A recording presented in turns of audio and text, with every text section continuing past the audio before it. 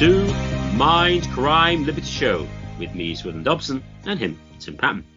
Today we discuss, is rent and interest slavery? In general economic models of the neoclassical type or the Austrian type, in general equilibrium, that is a situation where all individual markets themselves are in equilibrium, so the whole of the economic model as such is in equilibrium. There remains typically the returns to capital, labour and land, and so known as wages, rent and interest. To my knowledge, there is no school of economics or political philosophy that ever complains about wages. Everyone thinks that wages in principle is legitimate. You should remunerate the worker for his labour, and that's what's called wages. Now, of course, there's the dispute for the Marxists that, you know, the surplus value and stuff, and the worker isn't paid enough. But in principle, the idea that the labourer should be paid in a significant sum is, you know, generally considered legitimate. The questions, though, are raised over rent and interest, and to some extent as well profit, although profit, technically speaking, doesn't exist in general equilibrium. But so that's kind of like the sort of very, very broad picture that we could to begin with. Tim, any comments or anything you want to say about that so far? Well, as a general comment here, much of this conversation is going to depend on, as all conversation, on the definition, meaning, and usage of words. I remain a Wittgensteinian here insofar as I think words have meaning, but they're somewhat democratic and they change over time. And the reason I use the word slavery here, you know, is rented under slavery, as well as we include some other things here, is because slavery still has some bite to it. You know, in the book Anarchy and Utopia, Robert Nozick, a kind of mainstream end cap, sort of dares anyone to defend slavery here. It's sort of like your comment about wages. Everyone thinks wages are legitimate. They're just not high enough. But in the same way, no one thinks slavery is legitimate. So no one thinks chattel slavery is legitimate. I mean, the Marxists, neoclassicals, and Austrians all think it's illegitimate. Now, that to a certain extent, that's a moral argument here. And we're not here really to debate moral arguments. We're just going to take Nozick's point and sort of just assume it's bad. We did do an episode on Is Aristotle right about slavery? But again, we're just going to take these sort of as a given here. But we're going to move into like the first topic here, which you brought up, is like rent. Is paying rent or collecting rent, because you have two parties here, you have the rent payer and the rent collector, a form of slavery here, or all three here, Swithin. So let's start with rent. Rent is the most physical of the three. It's sort of like in a kind of employment here. There's absentee landlords and there's less absentee landlords. And we could get sort of into the minutiae of them. But I want to clear before we get into too much of an issue here. I want to clear an issue here. One of the quibbles I have with the Marxists is that, or the sort of left libs and some of the less so with the neoclassicals here, is, and this is what Hoppe talks about, what Marx gets right and what Marx gets wrong, is the Marxists at times are engaged in a trick when it comes to homesteading. So they'll say, oh, context matters here. Did the apartment owner or landowner come to the thing justly? And, well, Hoppe would argue that this is the contents of an empty box here. They don't think any land can be homesteaded really correctly anyway. So you can talk about enclosures, you can talk about Andrew Jackson, you can talk about whatever, blah, blah, blah you want. But they don't really have a property acquisition theory that they think is legitimate to begin with. So it's sort of like contents in an empty box here. So I just wanted to clear that here. So back to the issue here. You know, in the sort of traditional, you know, rent-paying model, where you rent an apartment or rent a vacation home, is this a form of slavery? What you're doing is not again by standard usage of words, it's not slavery, but by sort of this other looser term of slavery, it might be. Swithin, what do you make of this? Well, as you sort of implied, a lot of the debate over this depends really on what would be considered just original property acquisition or land acquisition. And broadly speaking, most theories of just land ownership will start with people using it. So you could call it the labor appropriation theory, although Kinsella would object to that on various grounds.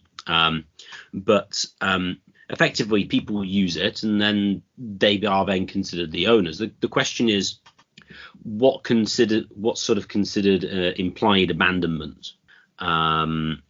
So if you take the mutualist position, and held by like the individual anarchists like Benjamin Tucker, is that we need occupation and use. So if you have a piece of land and okay, it's yours, you're using it, you own it, but if you happen to leave it for a particular period of time, then effectively it's considered abandoned and then able for somebody else to homestead.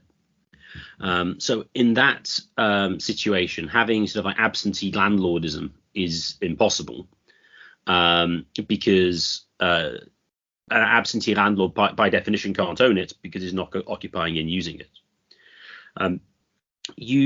So that's, you could say, is the strictest view when it comes to land ownership, and then in one sense, and then the other side would be sort of like the non-proviso Lockeans, such as Hopper, Rothbard, etc., who would say, well, you mixed your labor with it, it's yours, and it's yours in perpetuity until you decide to sell it. And so then you can have absentee landlordism, and there's no restrictions on how much land anybody can own. There's not the case. I can't remember the precise language of Locke, but Locke held that you could take it out of the common use, and you could take it out of the common use, and I'll return to that idea in a second. But as long as there's enough for somebody else to sort of use to live on. Herbert Spencer has a thought experiment whereby if you were able to have private ownership of all land around the world, you could have a situation where basically a human is illegal everywhere and therefore had like no right to life. And so that's how he defended sort of the Lockean proviso. When it to the common use, the Georgists and a lot of older sort of Catholic and sort of Christian sort of political philosophy has the idea that sort of like, and same with Locke, actually, the proviso Lockeans, that God gave the earth to humanity in common, and so you sort of like need a justification to take it out of common use. And so that's where sort of like the proviso comes in with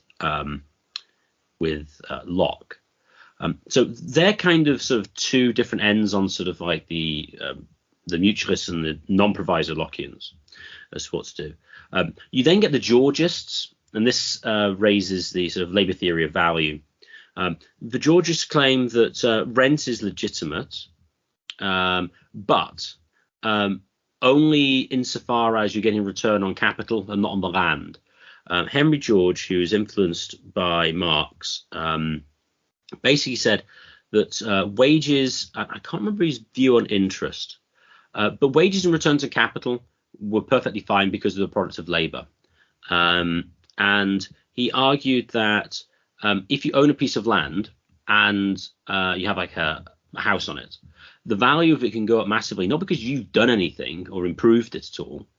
It's just because let's suppose, other businesses set up in the area or places that people want to go and see, or I don't know, Disneyland sets up near where you are, the value of your property then goes up because people actually want to go there.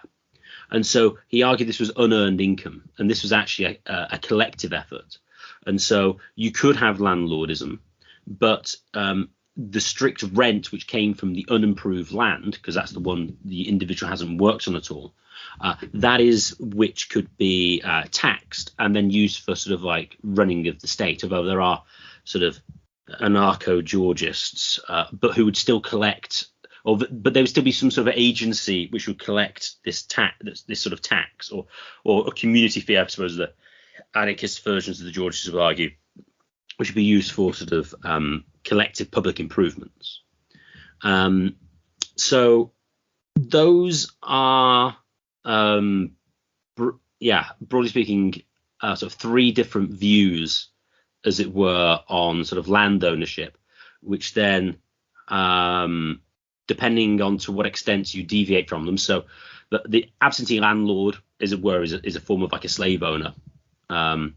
As well with that, because of landlordism, you have like land monopoly, as Tucker calls it, and so you restrict the amount of land available for people to use, which then reduces their bargaining positions and increases the returns to land, because land is more effectively scarce. The Georgists are sort of similar in that respect, in that you shouldn't be able to get any rent if it's a payment for like renting an apartment and it's the value of the improved land. That is if you could. So what a lot of the Georgists claim rests on the idea that we can somehow disentangle the value of like the apartment from the value of the land on which the apartment resides. That's the sort of the Georgist position. And then the Lockean, and especially the non-provisor Lockeans, would basically say, well, in principle, you can have sort of, well, they don't tend to put it this way because they make them sound Marxist, but you could have effectively slavery, rent slavery, as it were, insofar as the land has not been acquired justly. So you mentioned Hopper before. Hopper at least have an idea of what just property acquisition would be, non-provisor Lockeanism, and say, well, look, the state has stolen this land, etc. And so you have much more concentration of land ownership in fewer hands, which means that they can sort of increase the price over and above the level they would otherwise put it at. It's basically a form of monopoly in sort of the Rothbardian sense. So all those three positions do hold a form of sort of like rent slavery, but it depends.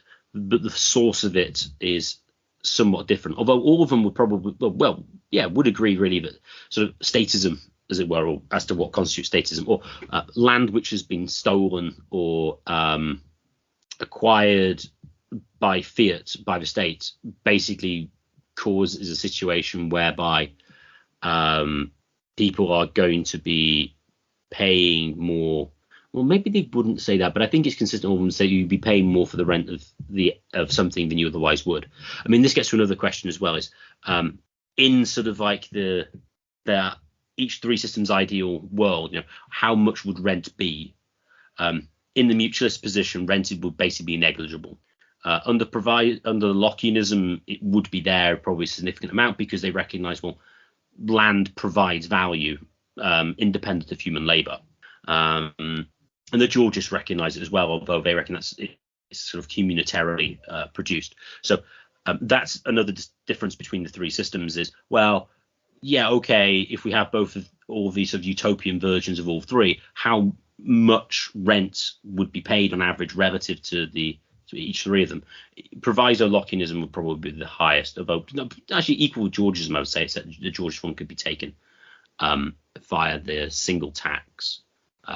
I probably didn't clarify. Henry George advocated the way to fund the state was by a single 100% tax on land, because land's value was not created by labour, and so the unimproved land values were sort of like created by society, and so should be appropriated by society to use to pay for public improvements.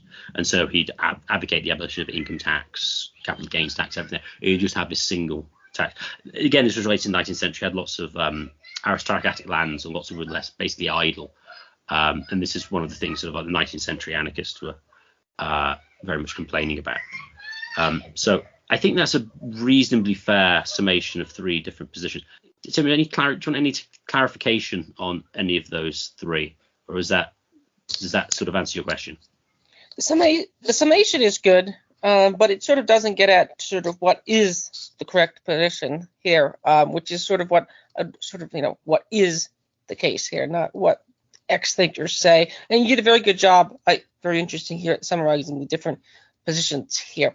The point about context, which I made, and you sort of the Hoppian point about the theft point, remains a bugaboo, but it sort of remains a bugaboo for all positions. Like even like, let's say you have an apartment complex homesteaded in built by the Soviets in Poland outside of Warsaw, but some aristocratic. It was actually built on Hans Hoppe's great grandparents' land, or this would be in eastern Germany. I think that's where he's from. No, so now you have two competing claims. So in that case, most normal people say, well, actually, the people living in the Soviet housing block are actually the legitimate landowners at this point. But would they apply the same standards to, like, let's say the land around Philadelphia or the land around New York, and we have like 40 generations of people living there with more or less de facto by property. Now you can get into the actual property itself, but the actual starting date is basically everyone agrees, this is just enough, or this is about as just as similar other cases. So the context things remains a bugaboo here for all cases here. So there might not be a general rule here. That might be a problem here. One of the things with respect to Walter Block said about the slavery, one of his definitions of slavery, he couldn't run away easily. And your point about the state having monopoly, which reduces the bargaining power and reduces the bargaining power of rentees, and cuts down where you can, like zoning laws and like where you can build and so forth. That's another interesting fact, which I think, but this is where things I think get tricky here. This is a point Peter Thiel made once with respect to cities. He said that cities, in some ways, and I think most country folk wisdom would entirely agree with Peter Thiel's point here, and Rene Girard would as well, is that cities are kind of a racket insofar they're like a Studio 54 nightclub. Everyone wants to get into New York, which itself makes New York more expensive. But the reason people want to get into New York is it's prestigious. You could say the same thing about London or Paris. So it's kind of like a prestige racket. And a lot of these sort of abstract theoretical positions you outlined sort of miss things like that as well. Like say, and they also miss sort of other cases here. For example, people selling their land. Elon Musk bought basically a town outside of his rocket base in southern Texas, which is in the middle of nowhere. There were still some landowners. So each different landowner, he paid different amounts. And it was basically ended up being what were they willing to move for. So he paid some of them $100,000. He paid others like $2 million. Now, I think there's a class action suit that says that everyone should be owed the maximum amount, not the minimum amount, because the people who left first, who took the $100,000 check, oh, this is great. This is a giant windfall here. So there is certain interesting gains here with respect to rent. But I still want to return to the sort of the class example. Let's say you have an apartment in New York City or London, and you're either renting the apartment out for a year, or you're renting the apartment out for a week. Let's say on like some apartment sharing app or Airbnb type place. Do you think the money that is being paid, considering the existing rules of how that land was acquired, is legitimate? Do you think it's legitimate for the landowner to collect, so to speak, the rent? I'm sort of looking for what is the position. Swithin, if you think you have an answer. Well, I'm on a pragmatic basis. Well, I'm not going to stop him from doing it. And I think in principle now I think this is reason why I'm so broadly in the Lockean camp. I do think the landowner is sort of providing some use, even though he might be an absentee landlord, as it were, because he doesn't just own the land, he owns the building on which it is, and he's providing a service that people are willing to pay for. And so in principle, there's absolutely nothing wrong with that. And so it isn't exploitative in principle. Now, is it the case that he can charge a higher price? Is he charging a monopoly price in certain respects? Well, yes, almost certainly.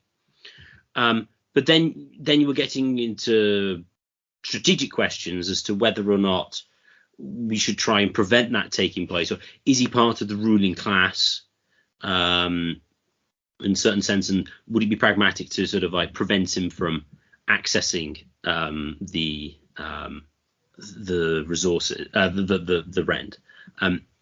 That's a bit of a pragmatic question. So I don't think I suppose you could say it's like partial. I suppose this is similar in certain respects to our discussion on wage slavery. I mean, yes, there are basically positions which are sort of wage slavery-ish. There are earnings, there are rents that you will get which are over and above what would otherwise exist. The problem is knowing what they would be. And as to what one should do about that, I think is a general strategic question. How do we quickly bring about Swithenistan or any other stands that you wish to create? But I mean, on the general level, I'm not going to go around going, oh no, the landlord is an exploiter per se, unless of course I've got obvious belief that he's been cozying up with the state to sort of directly improve his position, in which case I would have more of an objection. But it's very much of an empirical one, and in general I'm not going to go out of my way to complain about it a lot, although I would though point out that he's being paid a lot more than he otherwise would.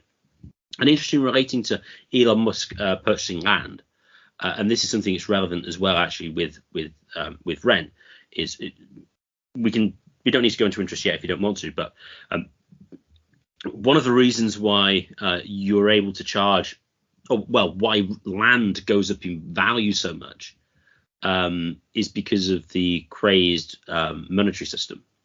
In the absence of that, you wouldn't be able to get all these sort of unearned income growth that, say, like the Georges complain about, although inflation was less of an issue back in the 19th century, because, well, prices of things in general just simply wouldn't go up.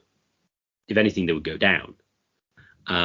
So the monetary system makes a very big difference as to how much the prices go. I mean, so for instance, I'm pretty sure if I bought my house 8 years ago, and I'm pretty sure if I sold it now, I would probably get at least 70% more than I bought it for. Now, I've improved it in certain respects, but most of the change is land value changes. And the only reason that's gone up is, well, not the only reason, but the major reason is monetary policy. I mean, that is the major reason. I mean, the place I am in, it's grown a little bit, so you'd expect demand to go up and stuff like that. But it's not 75% worth in land value increase. So, yeah, I would say that the landlord is sort of you could say a partial slave owner, but in a sense he's weirdly an involuntary slave owner. I mean, he's just sort of operating in the system he's in, which is kind of weird.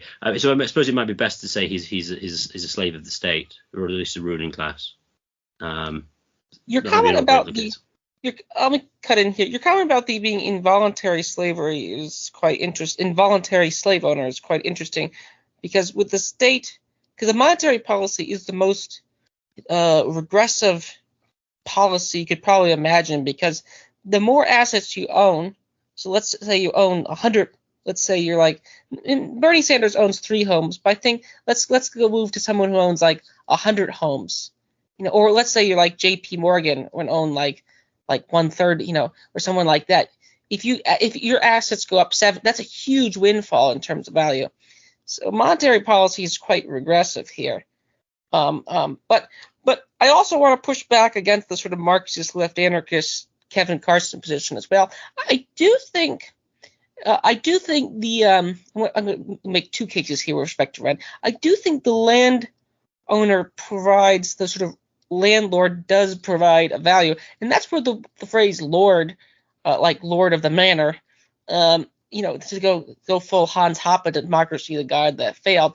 I do think the lord, so to speak, has a time preference here, which is much long spanning. Now, again, this might not be true in all circumstances here, but people do trash. I mean, this is one of the things that, like, for example, Airbnb and hotels complain about, is people do rent out the rooms and just trash them for parties or whatever. If you own that property and you wanted to sell it later, you of course would not do that as much, or if you do, you would know what you were getting into. at least in a way. So Hans Hoppe has a lecture called "Whom Exploits Whom," and he basically makes this point with respect to employees. And his comment was that if employees are such the windfall for the employer, they should just hire infinite employees, because each employee gives them additional gains. And this is also true under slavery too. You should hire infinite numbers of slaves.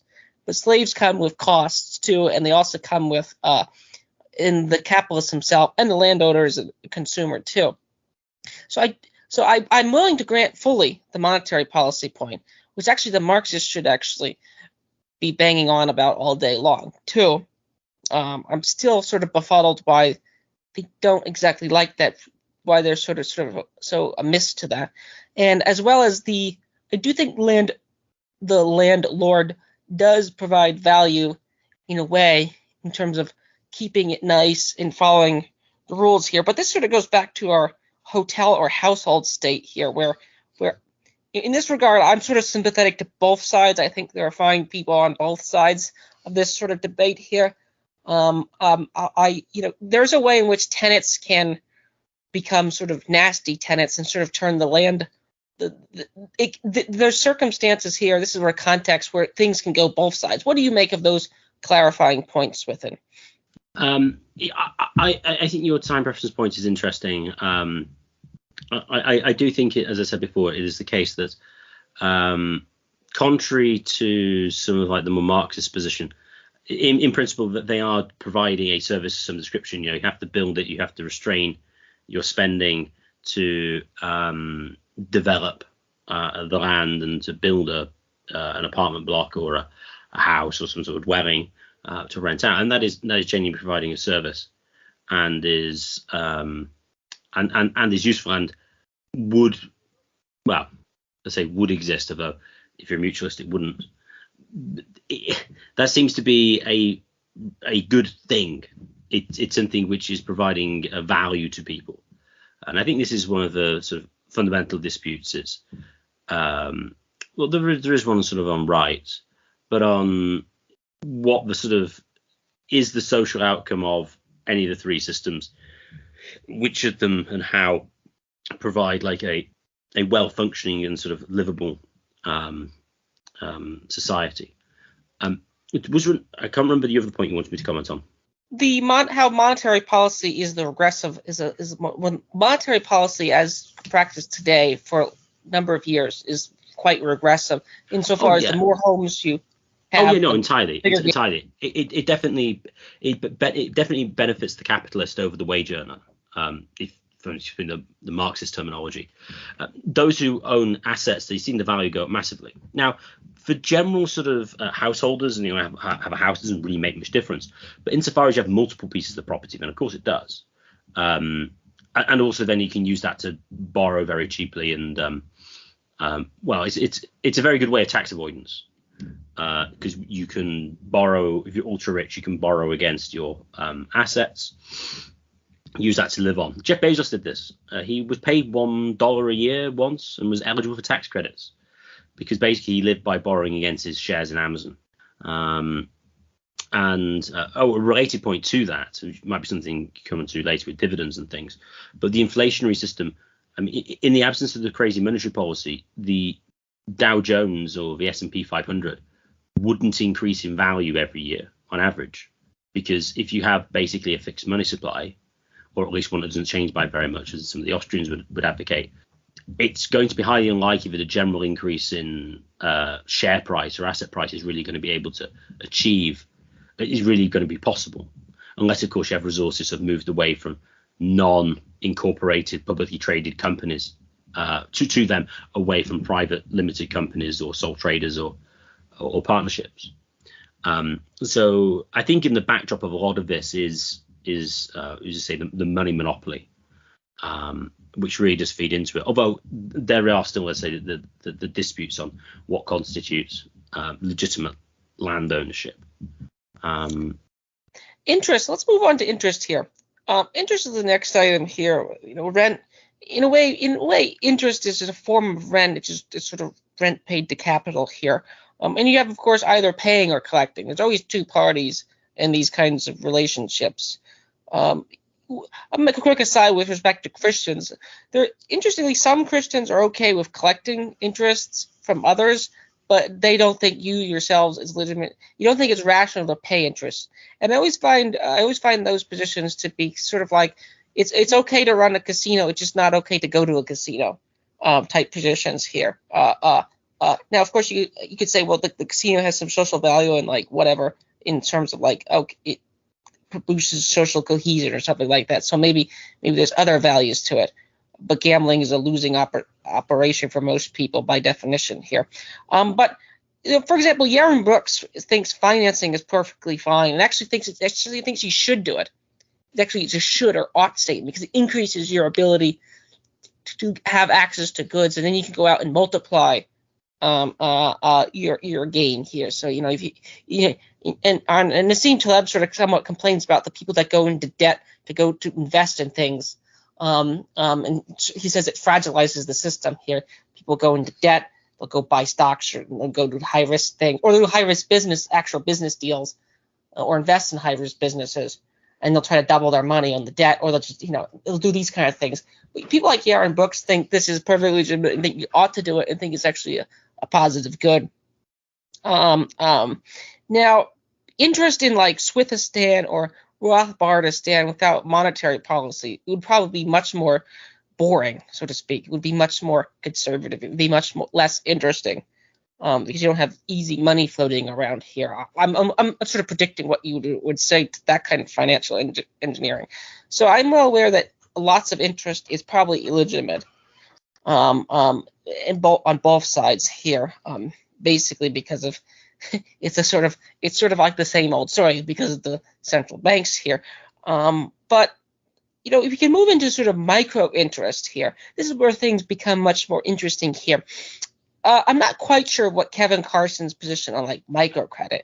Let's say you rent out your. This is sort of way in which renting is analogous to interest here. This is where money. This is where we have to sort of talk about money here, because like if you're loaning out an item, what you're doing is renting out an item. If you're loaning out money, you're loaning out money to go rent an item, in all likelihood. You're going to loan out money from a bank to go help buy you a house or buy a tractor for your farm, and then you're going to pay that bank the surplus here of that. You're going to pay the bank the percentage on that.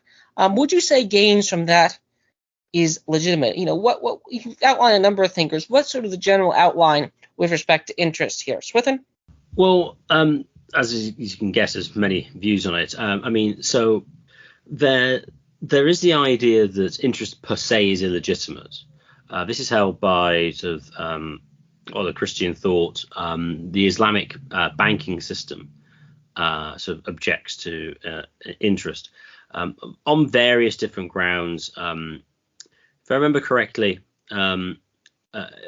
Aquinas, following Aristotle, says that the purpose of money is just to facilitate exchange. It doesn't reproduce itself. It's not like something from the natural world which has a natural sort of increase. And so the idea that, well, you can lend someone money and then they have to give you back more than you lent to them is sort of unnatural, and you are requiring more, like a double payment. And so interest per se is illegitimate on that basis, because it's sort of contrary to the nature of things, is effectively the argument. And also as well here, there's underlying that kind of theory is that there should be some of a quality of exchange. That a just exchange is one where someone gives something to somebody else of equal value. Now, obviously, to the subjectivist marginalist tradition, that makes no sense, because why would anybody trade anything to somebody else if they thought what they were trading was worth the same as what they were buying? They would only ever buy something if they thought what they were buying was worth more than what they were trading.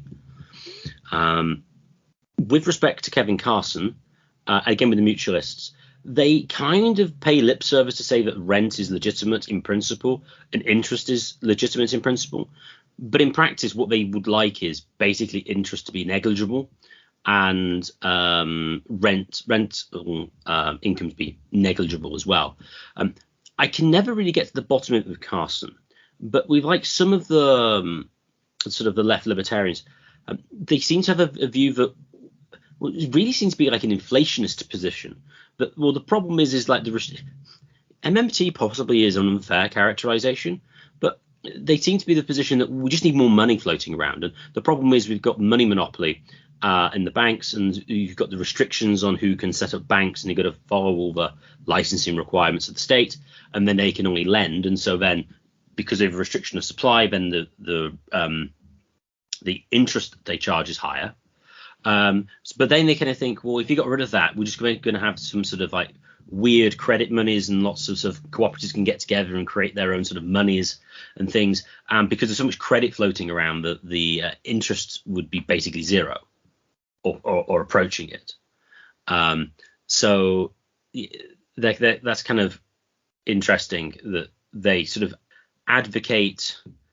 effectively advocate in sort of mutualist stan the similar policies that make rental values go up massively. So that's sort of a quirk of their sort of monetary system. But when it comes to interest per se, I think you can basically come up with three different positions. I lend some money to, say, 5% interest. You have to pay me back the money I lent you, say £100. You have to pay me back £105. Or legally, I can basically put you into indentured servitude or debtor's prison to pay me back. The view here being that, well, you're just paying for the use of the money in the same way you might pay for my use of my tractor.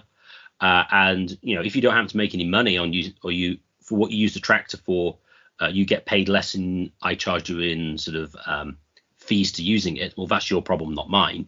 And so you could say that's the same of interest. And so this is a position whereby you could justify like a debtor's prison or indentured servitude for debts. Another position you could hold is to say, well, I lent you £100, but what you owe me back is £100. So this is sort of more similar in certain respects to sort of like the position of Aquinas, except that if you were able, as it were, to pay back more than you kind of should, but you'd only be legally required to pay back what you borrowed.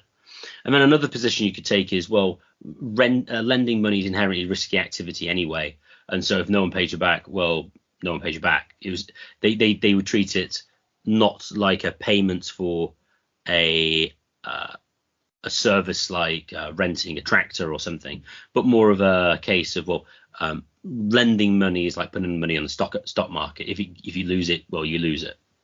So those are sort of like three potential like legal positions to hold an interest. I thought about this for a while. I'm very much in the sort of pro-interest camp.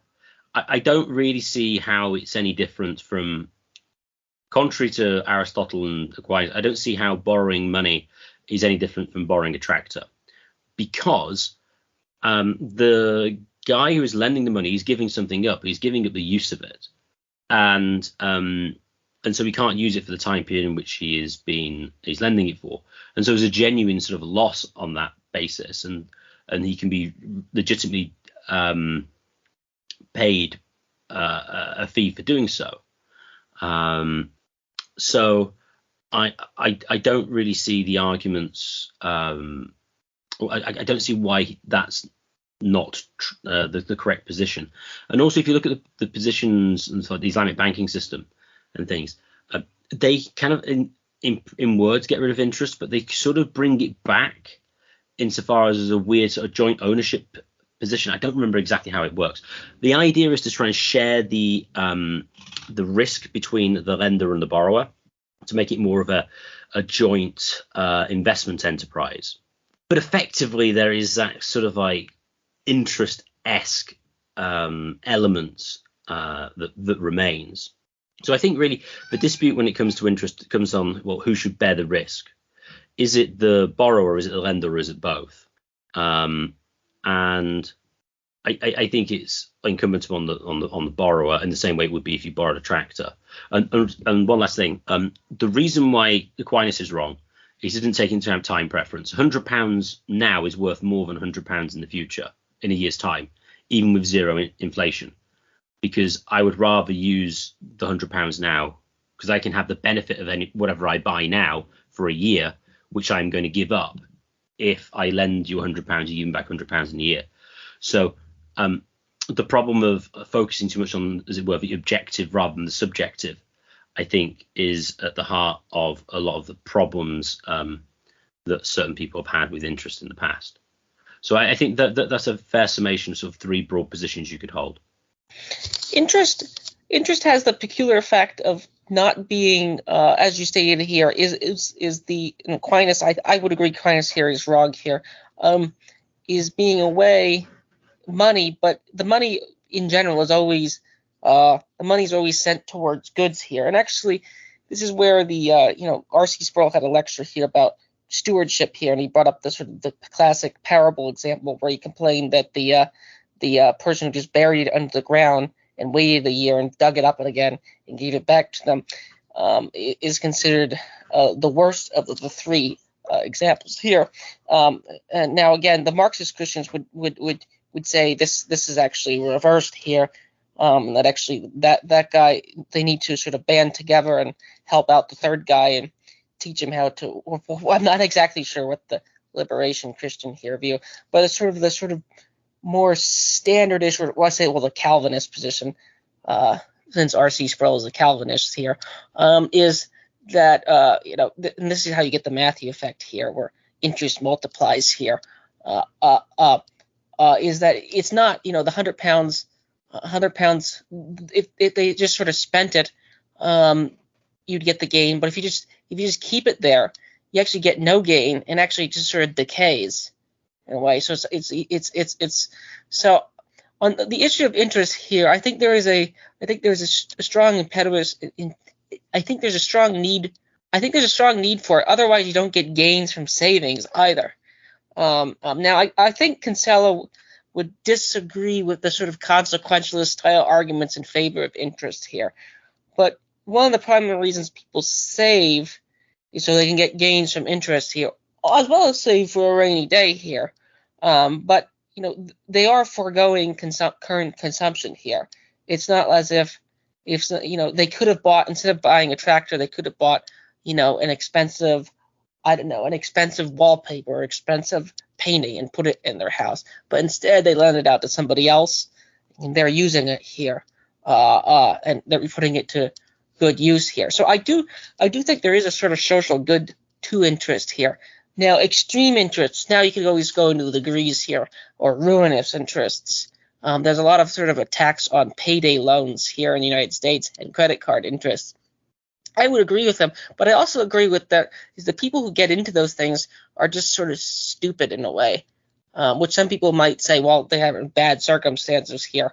And this is where you can't, this is where you can't protect everyone from every bad loan shark, because that's what in fact they are out there. So I do agree there are such things as ruinous interest here, but I also do agree that interest probably has a social good to it. What do you make about my comments with respect to interest here in the parable of the talents, Swithin? And talents is money, according to R.C. Sproul. It's not like a skill. What do you make of that? Oh, Swithin? yeah. I definitely think it's a skill. I mean, loads of Christian sort of preachers and stuff always skip over that because, well, it's somehow sporting quote unquote capitalism, so I have to avoid it.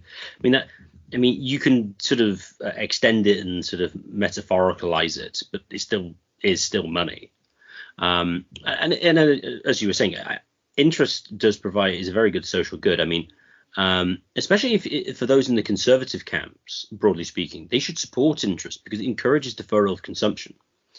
If you have a situation where you can't earn any interest, then it encourages more current consumption, and so you get more of like a consumption rather than a production society. And the conservative in general is like, oh no, it's the worker, it's the saver.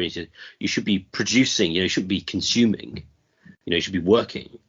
And interest incentivizes people to do that. And of course, just in general societal standards of living. And so this is what I say, just to defend banks. I mean, I'm hardly a defender of the current banking regime, but in principle, their role is incredibly useful. I have some money I don't really want to do with it. I want to get a safe return, but I don't have any ideas where I can invest it. So I lend it to the bank. The bank gives me a return because remember, saving in a bank is basically lending to them. They give me interest, say 3%, and then they go and find you, Tim, and you want to set up some sort of, I don't know, bike franchise to sell bikes, and you borrow the money, and then those resources are basically transferred to you to put into some productive activity.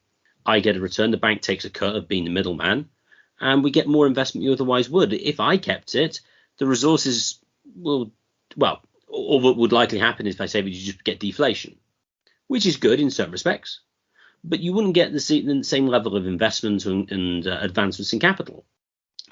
So interest does provide a great value. Now, obviously, there's the loan shark, etc. But the question is, well, yeah, that's a problem. I'm not going to say it isn't, but the question is, well, how do you deal with it? Do you do it by putting loads of restrictions on loans anyway, or do you free up the banking sector so it's actually possible that some people could lend to them? Although actually, in that case, they probably wouldn't be able to.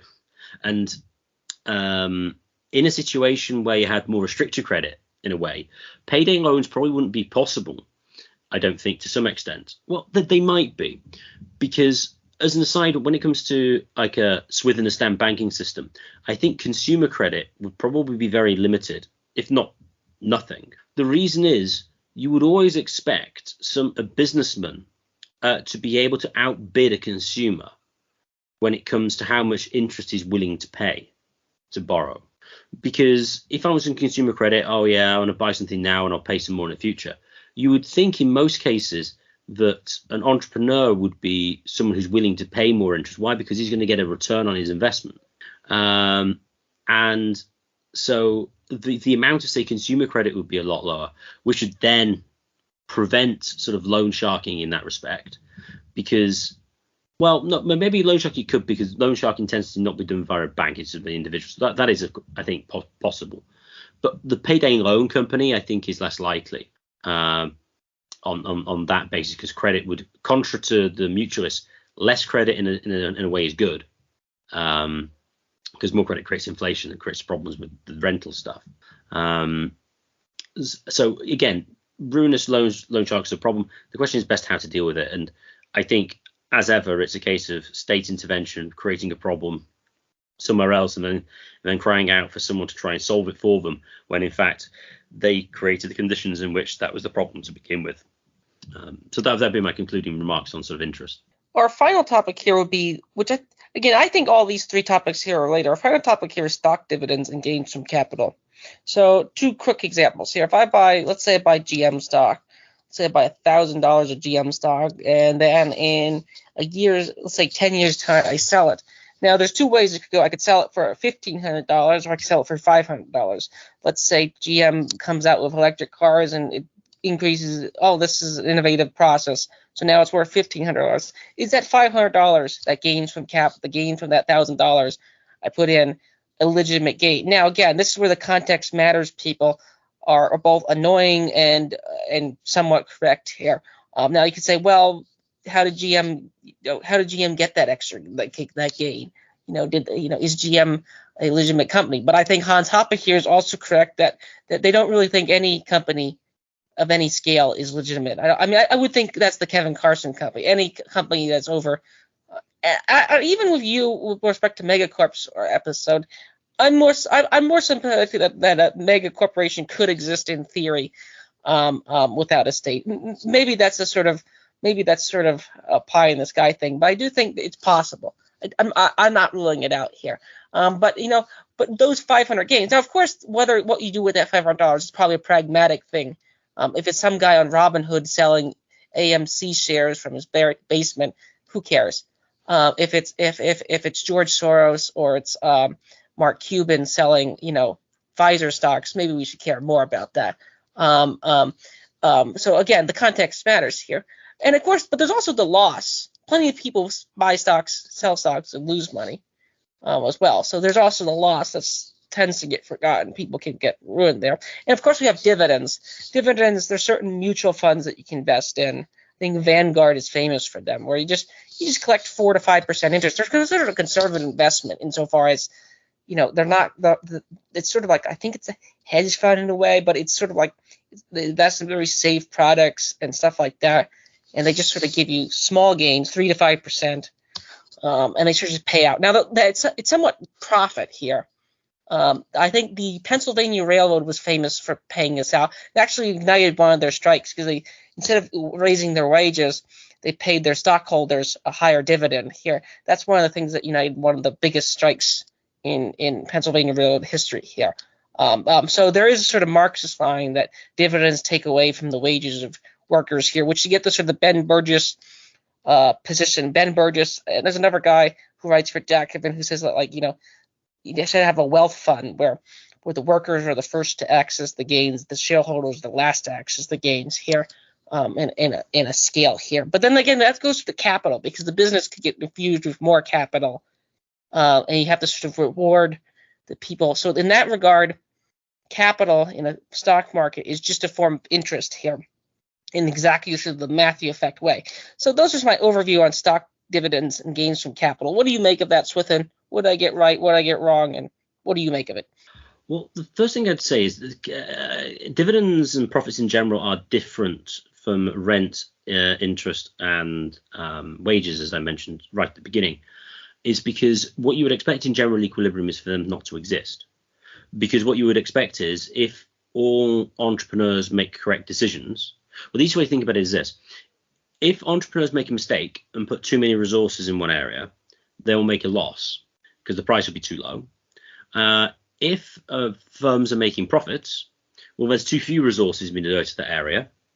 And so firms just kind of enter the market until all the profits disappear and you only get the returns to land labor. Well, the returns to land labor and time is the sort of Austrian position rather than capital, because capital isn't really a factor of production. That's just a mixture of land and labor. Capital by no means physical capital, not money. Get the returns to capital. And so when you have all the resources put in the right place, well, you're just going to basically make normal profit break even, or just get the returns to interest. So profits are kind of difficult, are a different factor income, as it were, because they don't exist in general equilibrium. I would argue, similar to Holzman, that the reason that profits exist as such is error. As I outlined before, if all entrepreneurs made the right decision based on the value scales and looked in retrospect and went, well, that was the best thing I could do, nobody would earn any profits. It would all, you just get the returns to land, labor, and time. The problem is, as well, when you think about an economic perspective when it comes to profits, is when firms declare profits, it's not necessarily pure profit in the economic sense. It could be partly pure profit. It could be partly interest, partly rent, and partly wages to whoever is the owner, because he might do something within the firm. When it comes to an absentee shareholder, that might be a little bit different with wages. But insofar as they're a CEO or whatever, and they have like profit shares or whatever. So just to point out what the sort of the accountants of the government considers profit isn't necessarily what is considered profit in the sense of in a pure economic sense. Now, is it bad to get profits from things? Well, in principle, no, because what you're doing is you're getting a resource which is less valuable in an area and then transferring it to a place where it's more valuable, which of course is what you kind of want. So being this sort of like trader, middleman type activity is actually quite useful. So, I mean, one classic thing when it comes to sort of profits is if you buy loads of stuff when the price is low and keep it off the market, let's say it's food, and then there's a famine, and then you start selling it, you make a big profit. It's like, well, that's actually a socially good function. So, like, say for instance, Joseph in Egypt didn't give it out for free, as I think the implication is in the Genesis narrative. But he kind of knew from God that there was going to be a famine. You know, if you bought up loads of grain and then decided to sell it 7 years later, it would be like, well, that's a good thing, because you're transferring the resources to when it's most useful. So what you're kind of doing is you're allocating the resources through time. So making profits and buying them up and moving them elsewhere or transferring the ownership to somebody who values it more highly is actually a useful function in principle. Now, as I mentioned earlier, though, when it comes to sort of like particularly things like the stock market, most of the stuff you're getting there is just a hedge against inflation. In the absence of the monetary inflation from, say, 2008, asset values wouldn't nearly be as high. And again, you get all the crazy monetary policy, which messes up price signals. And so, again, I think the in principle good activity of buying up and making profits, which, you know, as I mentioned, is a social good, gets a bad reputation. Why? Because you're seemingly getting a return for doing nothing, and you kind of are, but in a way you're not really getting a return. All this represents is the fact that the value of money is going down, and so the dollar or pound price of your assets is going up. It's more like self-defense rather than offense. Yeah, definitely.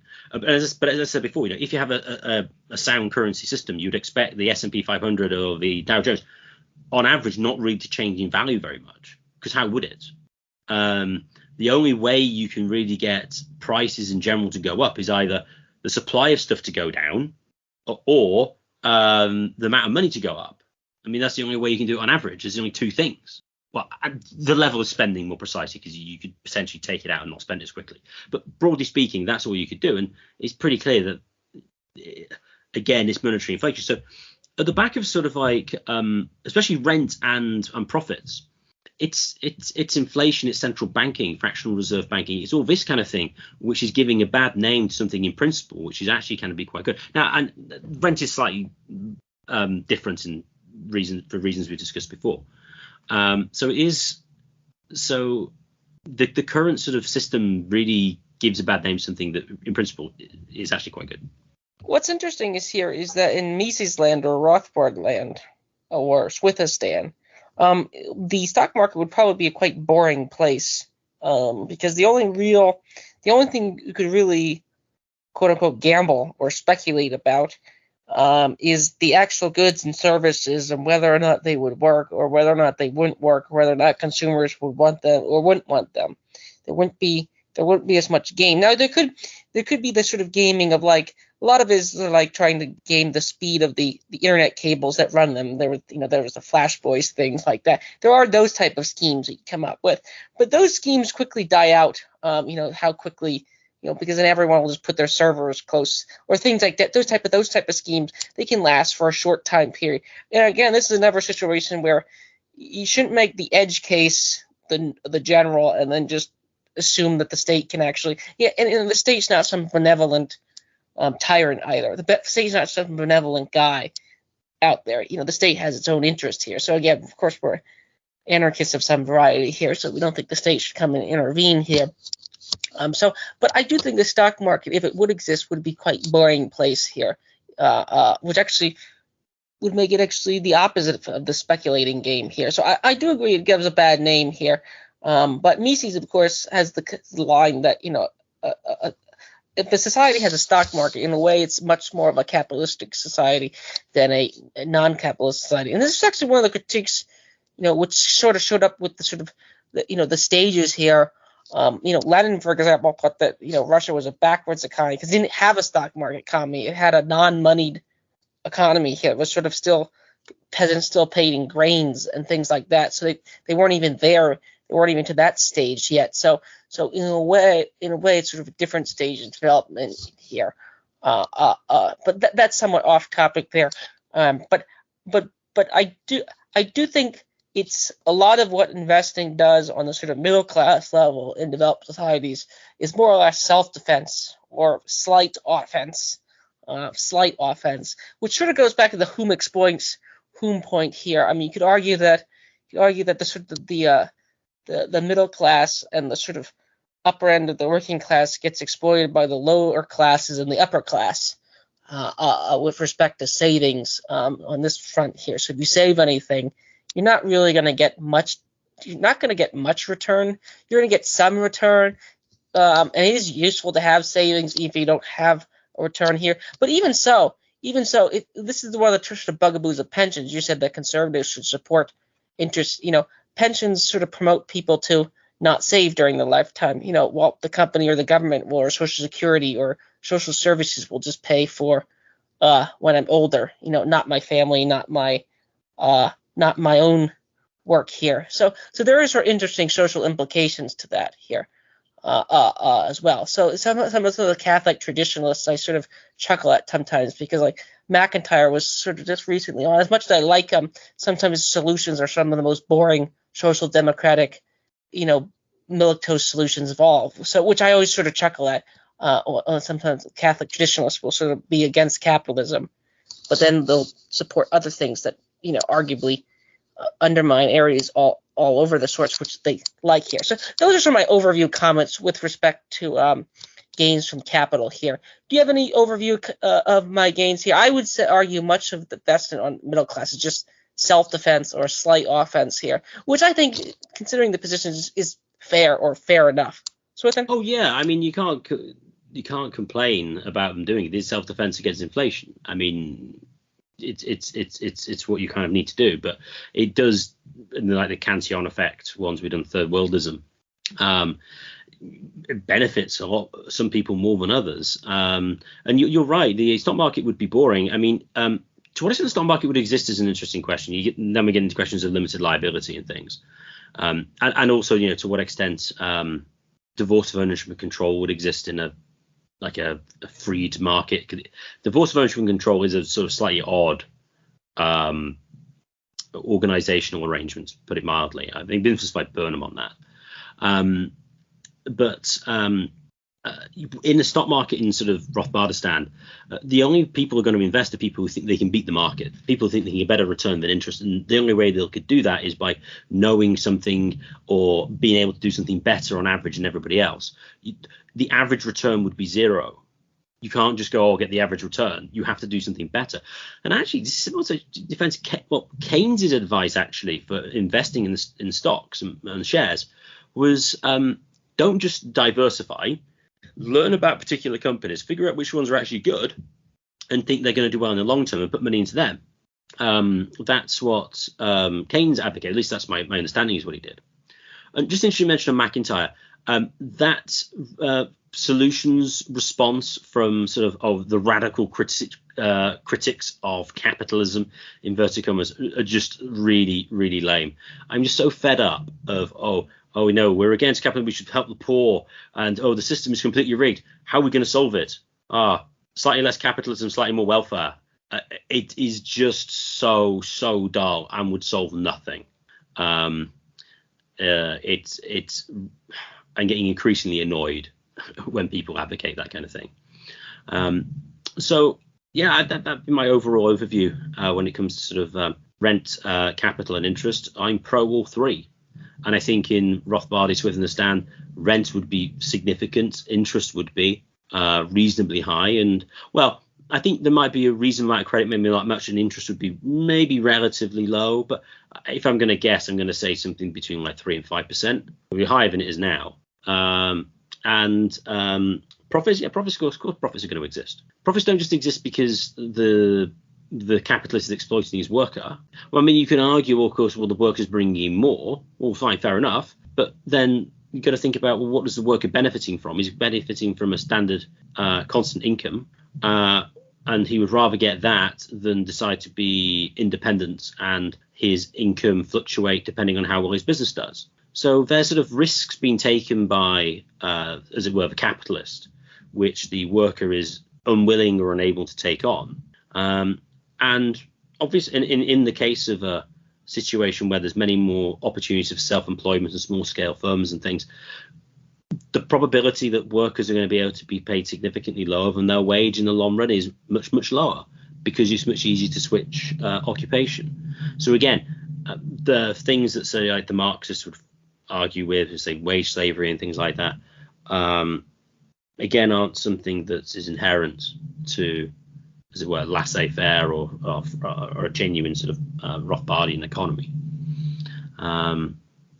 Now, just like to thank everyone for listening. If you've enjoyed this podcast, please share, subscribe, and do stuff like that, because that gets us higher up in the search rankings. And if you'd like to contact the show for any reason, please contact us at mindcrimelibetyshow@gmail.com. That's mindcrimelibetyshow@gmail.com.